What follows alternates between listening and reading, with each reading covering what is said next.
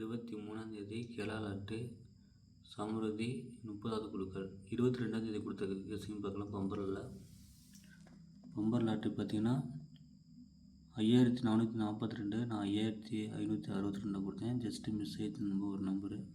Winning எடுத்ததுனா comment பாக்ஸில் comment பண்ணுங்கள். 3Dsல அதே மாதிரி மிஸ் ஆகிடுச்சு, அதனால் மாற்றி கொடுத்துட்டேன். மிஸ் ஆகிடுச்சு. ஆனால் சி போர்டு மட்டும் பாஸ் ஆகிருக்கு. நான் பெஸ்ட்டு போர்ட்லேயும் மிஸ் ஆகிருக்கு நண்பா. ஆல் போர்டில் ஏதோ ஒரு நம்பர் வரணும்னு கொடுத்தேன், அதே மாதிரி 5 பாஸ் ஆகிருக்கு. 2 நம்பர் கெஸ்ஸிங் கொடுத்துல சி போர்டு 2 வந்திருக்கு. ஏபி வந்து மிஸ் ஆகிடுச்சு. ஏ போர்டுக்கு 5க்கு பதில் 6, பி போர்டுக்கு 4க்கு பதில் 5 கொடுத்துட்டேன், மிஸ் ஆகிடுச்சு நண்பா.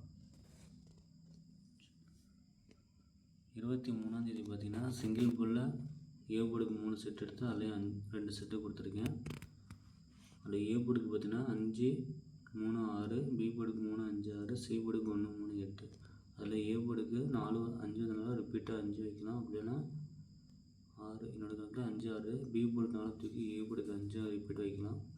பி போர்டுக்கு 5 தூக்கி ஏ போர்டு 5 தூக்கி பி போர்டுக்கு 6 மாற்றலாம். நான் 4 வந்தனால 5, 3 எடுத்துருக்கேன். 2 வந்தனால 1, 3 எடுத்துருக்கேன் சி போர்டுக்கு. இது என்னோடய கெஸ்ஸிங் மட்டும்தான். ஆல் போர்டுக்கு 6, 3, அதில் நீங்கள் 6 ட்ரை பண்ணுங்கள். 3 வந்து பிசியில் கண்டிப்பாக ஏதாவது போல் 3 கண்டிப்பாக ட்ரை பண்ணுங்கள். பெஸ்ட்டு போல் ஏ போர்டுக்கு 6, பி போர்டுக்கு 5, 3, சி போர்டுக்கு 1, 3 கொடுத்துருக்கேன். ஒரு வேளை 3 மிஸ் ஆகிடுச்சுன்னா சி போர்டுக்கு 1 வரலாம். இந்த 3 நம்பரில் வந்து எடுத்துக்கோங்க, கண்டிப்பாக வரும்.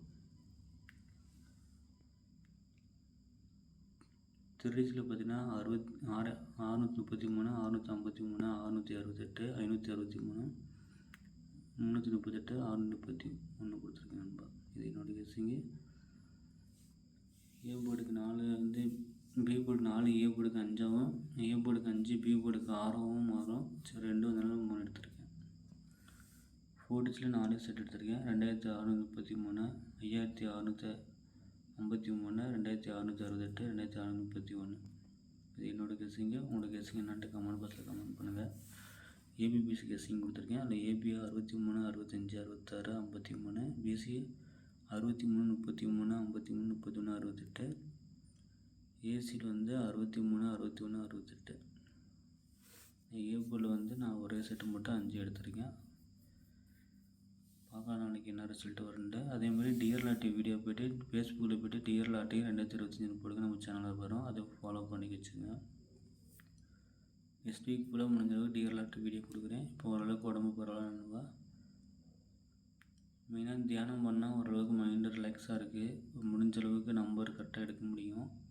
மூச்சு பயிற்சி தியானம் கண்டிப்பாக 1 hour பண்ணியே ஆகணும். மூச்சு பயிற்சி பார்த்திங்கன்னா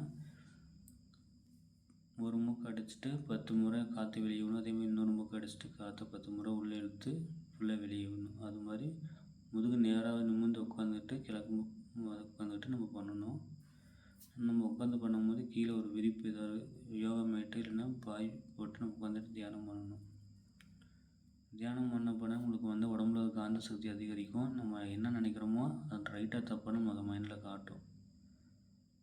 ஏன்னா நான் கம்பெனிக்கு போகிறனால 3 ஷிஃப்ட்டு போகிறேன். நான் நைட்டு பார்த்தீங்கன்னா 10:30 கிளம்புனா காலையில் 7 மணிக்கு தான் ரூமுக்கு வருவேன். ஸோ அப்போ வந்து மார்னிங் பண்ண முடியாது. மார்னிங் தியானம் பண்ணுறதுனா சூரியன் உதிக்கிறதுக்குள்ளே தியானம் பண்ணணும். 1 ஹவருக்குள்ளே 1 ஹவர் தியானம் பண்ணி நீங்கள் 5 மணி to 6 இல்லைன்னா 4:30லேருந்து ஸ்டார்ட் பண்ணிக்கோங்க. பிரம்ம முகூர்த்தம் சொல்லுவோம் 4:30லேருந்து. நீங்கள் 4:30லேருந்து ஸ்டார்ட் பண்ணி பண்ணுங்கள், கண்டிப்பாக பெஸ்ட்டு. ஒன்றும் தூங்கி எழுந்திரிச்சோன்னே நீங்கள் அலாரம் வச்சு எழுந்திரிச்சோன்னே மூஞ்சி கை கால் வச்சுட்டு ரெஸ்ட் ரூம் போயிட்டு வந்து நேராக முதுகுத்தண்டை உட்காந்து பண்ணி குளிக்க தேவையில்ல. குளிக்கணும்னு அவசியமே இல்லை. சித்தர்கள்லாம் யார் குளிக்கிறா? நம்ம சொல்ல குளிச்சுட்டு பண்ணணும்னு சொல்லுவாங்க. அதெல்லாம் எதுவுமே தேவையில்ல நண்பா. நீங்கள் ரெஸ்ட் ரூம் போயிட்டு வந்து மூஞ்சி கை கால் உட்காந்து கழுவிட்டு நேராக உட்காந்து பண்ணுங்கள். கண்டிப்பாக நீங்கள் நினச்சது நடக்கும். முடிஞ்சளவு உங்கள் வீட்டில் இருக்கும் எல்லாத்துக்கும் ஜாதகம் சரியில்லை, டைம் சரியில்லைன்னு சொல்லுவாங்க. அதெல்லாம் சரியாக போயிடும் உங்களுக்கு.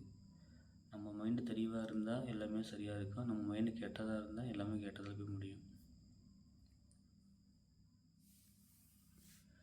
யாரெல்லாம் தியானம் பண்ணுறீங்க, தியானம் பண்ணும்போதே காலையிலும் சாயந்தரமும் ஃபஸ்ட்டு ஒரு 7 days எந்த ஒரு கெட்ட பழமும் இருக்கக்கூடாது, எந்த ஒரு தவறான முறையும் இருக்கக்கூடாது. அப்படி பண்ணால் மட்டும்தான் உடம்புல அந்த பவர் அதிகரிக்கும்.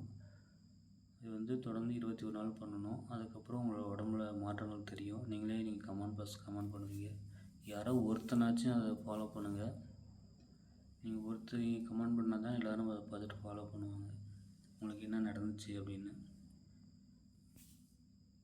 Thank you friends.